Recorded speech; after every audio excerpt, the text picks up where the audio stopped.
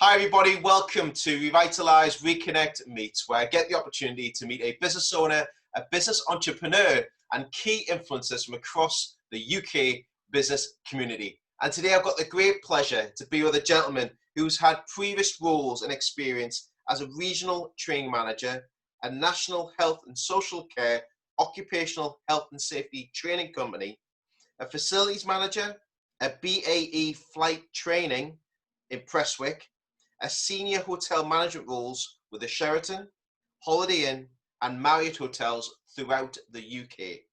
He's now been running his business for coming up to 7 years for I Am Training. Can you please welcome the Managing Director of I Am Training today, Mr. Iain Mackay. Iain, how are you today? Fine, thank you. Thanks, Lee. Thanks for asking me to come along today. You're more than welcome. It's an absolute pleasure to welcome you to the ReConnect Meets podcast recording today.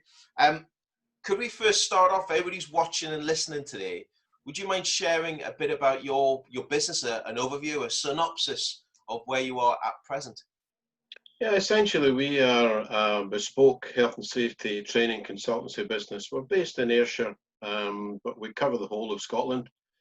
We deal with three main sectors, that's health and social care, care homes, etc., outreach care. We obviously do work with occupational health within businesses, within factories, retail, industry, and another major part of our sector which needs an awful lot of support just now is the hospitality sector. My background, as you're about to find out, is within the hospitality sector. We're fortunate enough, we've been award-winning. We're going to be developing the business even further as we go down the line. And I think, like a lot of us, I think we need to sort of maybe remodel our business. So whether your background's in one sector or not, you may not always be able to target into that. So let's see what we can do to change that. Thanks very much, Iain. It's great to hear what you're doing at the moment. It's absolutely superb. What I want to start with as well after the overview there is a little bit about your achievements and successes. Okay. And you very kindly shared with me prior to the recording. The first one was never lost a customer or never lost a contract, I should say, or both. Could you want to expand on that one for us, please? Yeah, essentially, when I started the business on my own, I was a regional manager for a national training company. And I was being dragged quite a long way down into England. Nothing against England, by the way. It was just away from the family. And when I started the business, I wasn't allowed to contact a lot of, it wasn't a garden leave situation, but it was just really a case of not being able to contact a number of my clients that I've been working with in Scotland. So I was made redundant, and that presented an opportunity rather than a threat. My biggest achievement, however, was convincing my wife that this was the right thing to do at that time, because obviously, being used to a set salary, etc. But fortunately, I had some money set aside, and I said, okay, well, I'm going to use this pot, and I'm going to try and see what I can do. I've got a lot of contacts, and lo and behold, before even the 3 months was up, a lot of my existing clients were contacting me and say, look, whenever this situation becomes valid for you, we want to deal with you. We'd rather deal with you. They like the way that I delivered the training. They like the way that I dealt with them as individuals. Because we all know people buy from people, not products necessarily. So I guess the products have to be good, solid. But so that was the biggest achievement. First of all, getting past Mrs. Mackay. Thereafter, it was a case of looking at the finances. Now, I started my business with no loans, only a bit of money that I had myself. Obviously, I didn't have premises.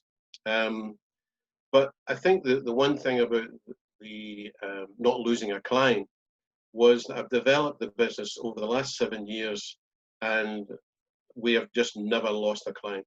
In fact, we started off doing training with them.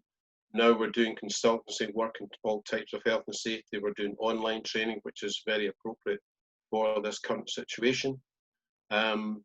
So it's really a case of, we don't need to market, or hadn't need to market up until the current situation happened. And even during this time, my clients have actually paid me for training which was due but never took place. So I think that tells its own story. Yeah. The fact that they're comfortable doing that. And then obviously we're playing catch up now. We're starting to get back out there.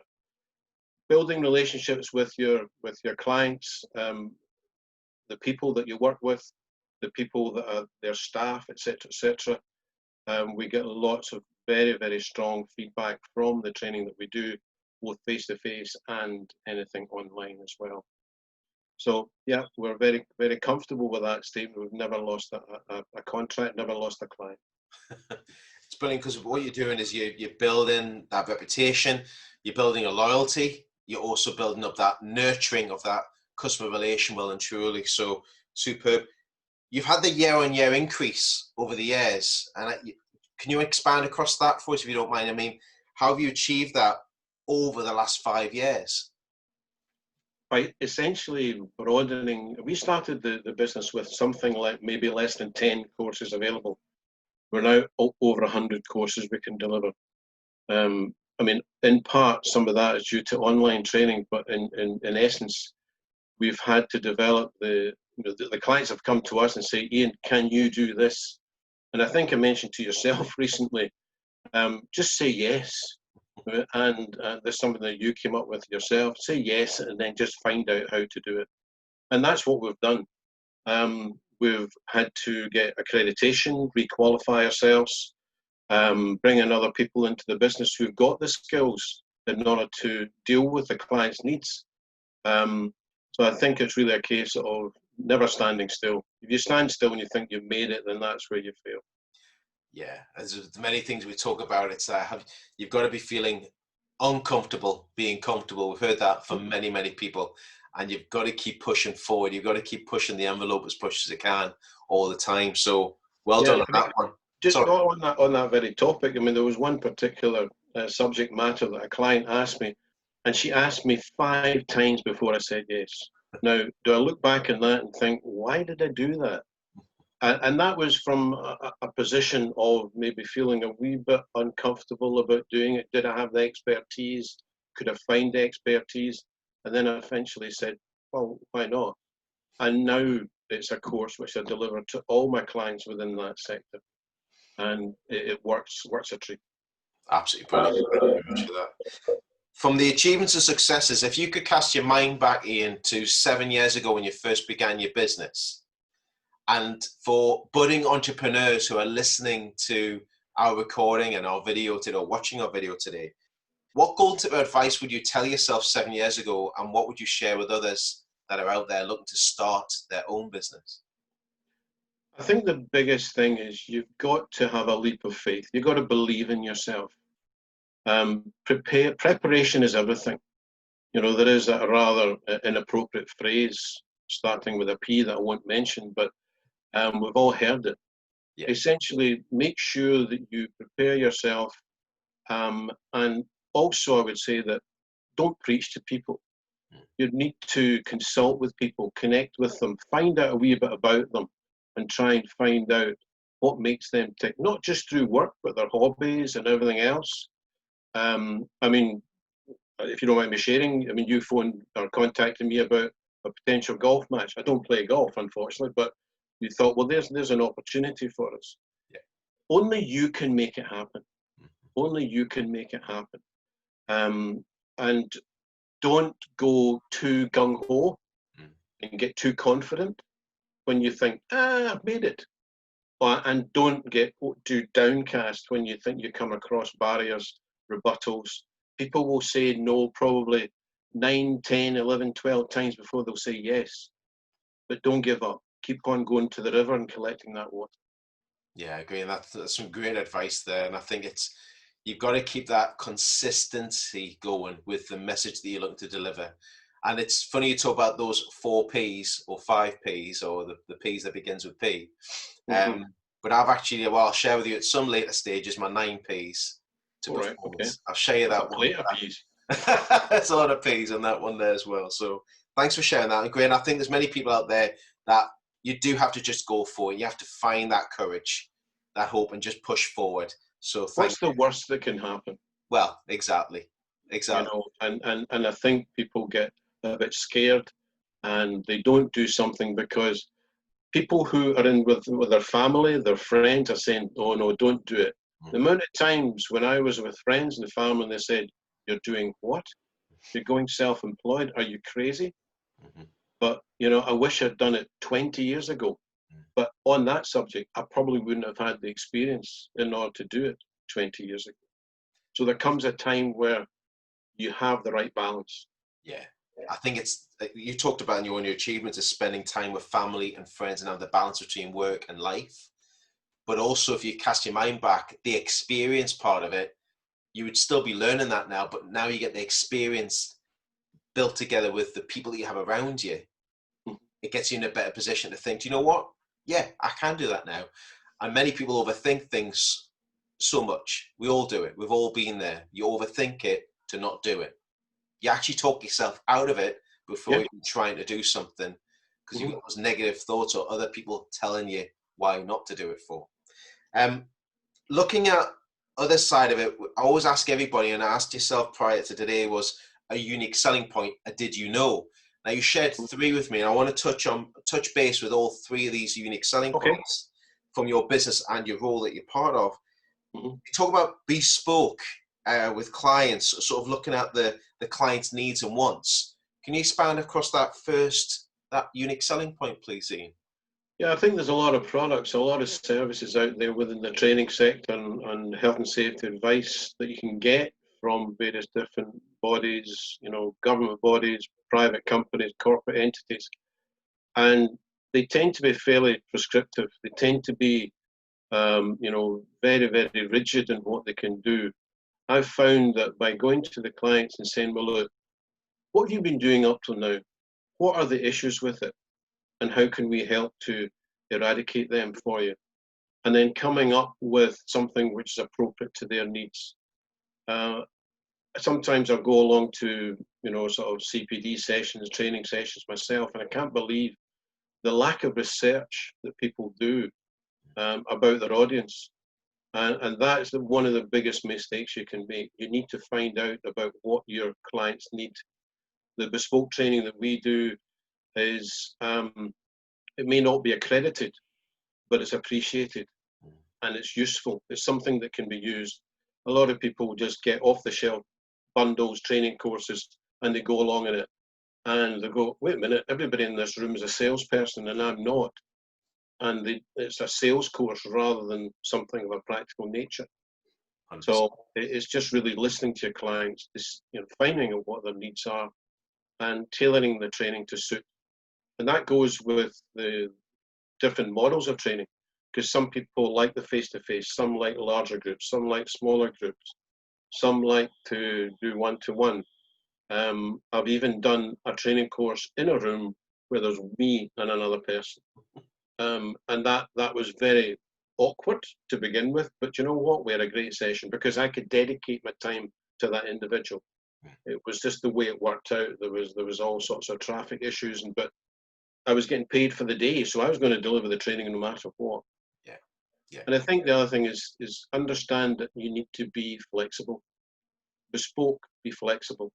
If you're not prepared to change, you'll be left behind.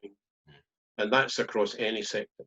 Sometimes you have to evolve your business, not because you want to do it, but because your clients demand it. And there's things I didn't want to do, but I've had to do. And now that I'm doing it, I'm more than comfortable doing it. Yeah. I think it's adapting and evolving to various environments that you're part of. And it's where you can actually be able to do that and put it into place quite regularly. The other one you put in there was blended learnings. So we talk about blended learning. So you want to expand across that next unique selling point, please? Yeah, I think the blending learning model is quite a common one across most training providers. And colleges do it quite a lot, in as much that they have their lecturers, old-fashioned style, face-to-face lecture with large groups. But they'll also have some form of practical involved. The practical then be followed by some form of assessment. And then there'll be a follow-up within the company. A lot of what we do is train-the-trainer courses. So some might say, you're crazy, Iain. You're taking business away from yourself. But far from it, because and we're not allowed to use the C word, but during this particular period of time, a lot of clients now are thinking, when are we going to be able to get people in to do training? When are we going to get face-to-face meetings up fully again? And now what they're asking for, can you come in and train maybe 4, 5, 6 people in my team, maybe middle management, that type of a role, to train the staff and the stuff that you do, but then on the theory side only. Sorry, on the theory side, and then on the practical side, they do the practical anyway. But I will follow that up with online training. I've got a YouTube channel as well, which people can access information about how to do. So during the lockdown period, I know you don't want to talk about it, but I'm talking about it anyway. During the lockdown period, myself and my son created our own YouTube channel. He's only 16, and he was the cameraman behind it all and all the rest of it. And we deliver training over YouTube. So we've got YouTube, we've got online training, we've got consultancy services, and I also mentor a number of in-house trainers as well. So I'll go into a company, and more often than not, it's people that have been on a train the trainer course, and I'll mentor them, and I'll go in and assess their training sessions. I was actually just out last week in the East End of Glasgow doing that very thing, where I delivered some training, we jointly delivered with somebody else, and then the person delivered their own training. And then I did an evaluation, a critique of their training to give to the board of the company so they could see that what this person was earning, they were deserving of it. Yeah, it's good because you get that collaboration, and it's right what you say with that blended learnings is using all the facilities that you have around you, and to, as we said earlier, adapt to overcome at the same time. Yep. The last point I want to touch on is it's always great to have an approved status. Yep. I think you're approved with local authority and procurement and processes, etc. Yes. How did that come about as a unique selling point? Well, certainly the local authority procurement was something which I was advised by my business mentor.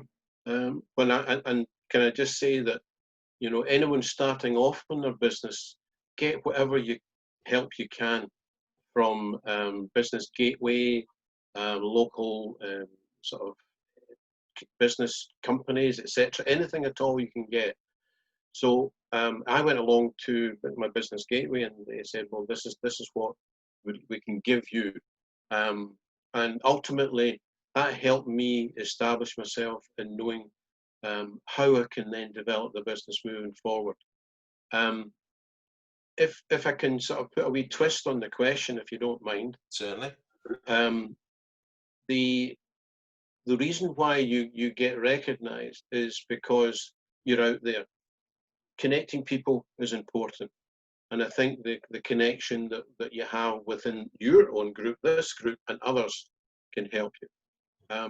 But I think the one area that I got assistance from at the beginning, and then I've taken it all the way through, is keep your eyes and mind open to new suggestions. In order to get to a status of accreditation and awards and everything else, they're all very well, but you've got to earn them. But what I did was I went through all these various different bodies, and I tried to get status within that. We were successful in winning the best social care and health care service training company in Scotland just in 2018. And again, that was something which we're very proud of, and it has helped the business as well. You know, so getting recognised by your peers, getting recognised by local authorities, the process of actually going onto the portal for local authority accreditation is relatively straightforward. And some people think, well, maybe I'm starting off, I'm only one person, how can I get on that? But you can. You can. And again, there's been situations where maybe I work with a lot of colleges. Some of the colleges have said, do you want to go for this training contract? So I now work with Ayrshire College throughout the 3 various different campuses, delivering a number of different training courses. It was face-to-face, but now it's over Teams, Zoom, etc. So a very roundabout way of answering your question is, you know, just get involved with as many different awarding bodies as you possibly can, and that will help your business because you can use that as a selling tool. 100%. I think it's when you get that that recommendation, that collaboration, that backup, that support, that's worth its weight in gold. There's a golden handshake to many people who you're speaking to. And that really comes on, and thank you for sharing those unique selling points. It's great to get a further insight into where you are as a business owner, as a business entrepreneur, and how you've actually used those to move you forward. That comes in nicely to the next part, because we're talking about the position we're in right now. We're talking about being where we are for the last 20 weeks. And we've all had to diversify our business journey in some way, shape, or form. You've mentioned a few things already with yourself and your son, who's done like your YouTube channels. How has that been affected in regards to diversifying your business over the last 20 weeks? How have you overcome those challenges set in front of you? I think there is a danger, Lee, that people maybe just think, well, I need to totally radically change. And I think the incremental steps is the best way forward. You know, what can we do now? What can we do after 4 weeks? What can we do after 2 months? What can we do after, 3 months? And also, what do we need to do going forward? And I know that's another conversation for another day. But resilience planning. It's so important to have your resilience planning in place so that you know what to do should we have another situation of a fuller lockdown moving forward. I looked at the business as a whole and I said, well, look, I'm not going to be able to get out there face to face with all my clients. What can I do? So within the first, seeing what was happening, within the first couple of weeks, I wrote to them all. I phoned some of them, depending on whether they were still in their business offices or what. And I said to them, look, moving forward, what do you want us to do for you? And a lot of people said, Iain, we don't know. We don't know what's going to happen. So can you give us some more time? Don't hound people. So give them the space. And then as I thought about it and discussed with my senior consultant and some of the trainers that work with us, I said, look, guys, what do you think? So we had a Zoom meeting. Our first meeting was after 4 weeks. And I said, look, let's all come up with 5 key elements that we may need to look at. And we all agreed on at least 3 of them each. So we took them forward. So we actually created, right, I'm going to create a Zoom channel, a YouTube channel. You do one on consultancy on your health and safety side. I said to Bill, my senior consultant. I said to Sue, one of the other trainers that works with us, I said, well, you look at the food hygiene side, because she does the food hygiene side, and look at the clients and say, look, what is going to happen to these businesses moving forward? How are they going to be able to change? Obviously, there are a lot of people just shut down, for that whole period. And we just revisited it. Once a month, we made a courtesy call. We made a courtesy or an email or some form of connect with the people that were and are our clients. And they still are our clients, thankfully. And we said, look, what can we do? We also had, interestingly enough, we also had invoices outstanding. And that was a big thing. Oh, how far do we push this? And I'm sure a lot of the members have had issues where maybe they've had debt which they haven't been able to collect. But we actually just said, look, honestly, we understand this is affecting us all. So therefore, what can we do to make it easier for you so that we can get this covered? And we come up with payment plans. We spread the cost for them. We said, look, okay, well, just whenever you're able to pay, you pay us. Because our overheads just went right down. So I think we're just trying to reevaluate the business in terms of online training is going to be a big focus. Zoom training is going to be a big focus. Train the trainer is going to be a big focus. And these are the 3 areas that we all came up with. And the rest is still there in the background, ready just to flick that switch and turn it back on again as soon as it's safe to do so. I do have some socially isolating training courses where I've had to buy new equipment. And rather than just have shared equipment to work with, I'm giving everybody a piece of clean equipment to work with and disposables that they take away with for first aid, for example. They get a bag with a face shield, gloves, maybe some wipes and some other bits and pieces in there as well. And that they take that with them. Now that's at our cost. Mm. But if we don't actually invest in our own business, then we're going to get left behind. No, I think you've got to look at the reinvestment, not just in the business, but also into the people that you've got working around you, make sure that they've got their side covered as much as they can do, especially once we do come out of this area and start going back to face. Yep. Talking about where you are at the moment, and it's been great to hear the sort of overview where your business is right now, you know, the achievements, successes, and congratulations on many of those that you've achieved over this time. And great to share those golden tips of knowledge as well with budding entrepreneurs who are out there listening and watching us today. What's next for Iain, and what's next for I Am Trainers in the next 6 months? Have you got a plan in place? We talk about resilience planning.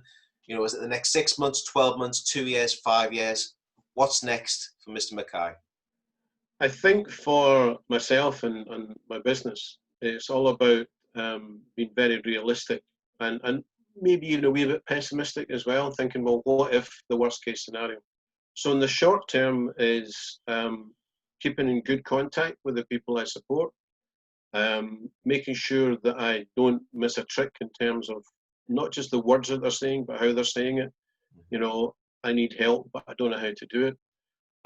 We are looking at developing all our training courses, and we've already done about half of them.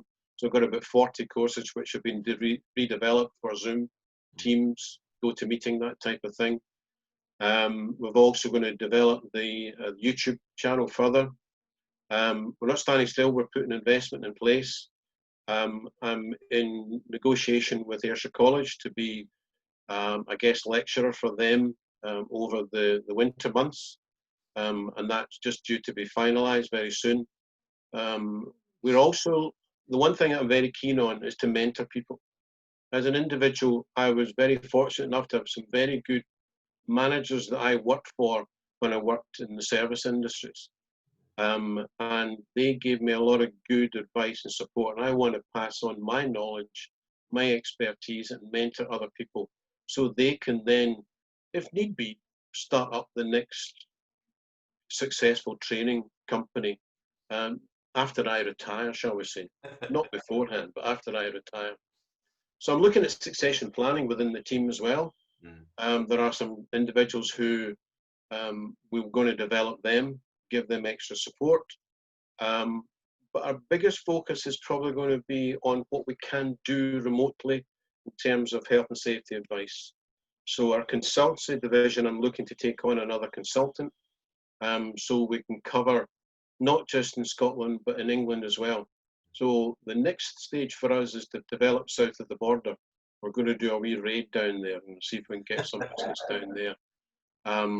I have got a couple of people that I worked with in the past who are based down there who are semi-retired, but they don't like being at home and they don't play golf like me, so they're getting a bit bored. So that, and they've got so much life experience, so much they can give, and they've still got their accreditation, so therefore they can still act as a consultant. So that's the next stage, probably maybe next year, I would suggest, rather than, so now it's dealing with our own clients, but next year it's developing the business further. And then thereafter, long-term, 5 years, is to pass on the business to somebody else. I did look at a franchise model, but it's fraught with problems, and I'm not convinced that's the way to go, because then your name is out there and the quality is diluted. I'd rather work with somebody who I know and can trust will take the business forward in the right manner, and still work with my existing clients, because they're not going to go away. They'll be there. The personnel might change. But I go back to what I was saying earlier on, Lee, and that is, don't get overconfident, don't get cocky, don't think you've achieved it. Just don't stand still, and always think that you can do better and strive to do better. Strive, and I appreciate that. I wish you all the best for the future that you've got coming up. And with everything that you've explained, with everyone watching and listening to us today, how can they make contact with you to find out about all of those ideas that you've got, that next step, that next part of the journey? How can everybody make contact with Iain from today? Well, obviously, the members, we've got all the various different things in terms of LinkedIn, we've got all the social media, we've got our digital business cards. It might not be able to scan, but there's a wee thing right here beside me, which you might be able to scan. Brilliant. We are on all the other little icons there. We're on LinkedIn, we've got Twitter, we've got Facebook, all various different things. Traditionally, give us a phone, email. Look at our website www.imtraininguk.com. Don't forget the UK, otherwise you'll get a totally different company. And you can go on there and see what range of courses we do. Our website is an information website rather than an interactive website. However, there's nothing quite like lifting the phone. Just lift the phone, speak to me. You don't need to come on Zoom or anything like that. I'm more than happy just to do it the traditional way. And you know, we are quite active on various different social media platforms. So keep an eye out for us. Look at our YouTube channel, see what we do. And it's not so much what you want, it's what the people you know want as well. I mean, networking is all about not selling directly to the people that are in that group necessarily so, but trying to find out, and I know, Lee, from conversations we've had, that you're very keen to, you know, sort of ask the question, you know, what do we know about our members, you know, and you've got some things to do there. Behind you there, you've got, for instance, Wade's print. Wade's, I've been dealing with Brian. I've known Brian for the whole of my business career for the last 7-8 years. And he's been very supportive. He was actually in here this week putting up my Zoom banner behind me. No, because it's a portable and I have to take it down each time because you can see there's a door there. Yeah. Because I'm working from home rather than my office. So people buy from people. I said that at the beginning. You know that better than anybody else being a salesperson. I'm a facilitator. I'm not a salesperson. I try and make things easy for people to get to where they want to go.